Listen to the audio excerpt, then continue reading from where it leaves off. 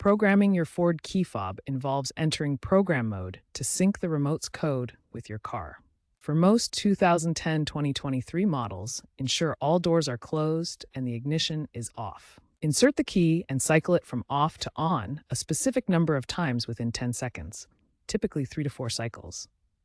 Listen for a chime or hazard lights to flash, indicating that program mode is active.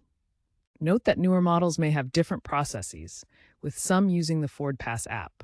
Always consult your car's manual for the precise procedure to avoid issues. Once in program mode, press and hold the lock or unlock buttons on the key fob until the vehicle responds with a beep or light flash, confirming the pairing. Repeat this for each additional fob you want to program.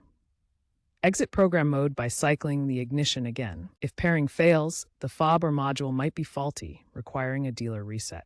For newer Fords, consider using the Ford Pass app for smartphone-based access, a trend leading to digital key integration. This method often uses Bluetooth for pairing without manual steps, offering a user-friendly, tech-driven alternative.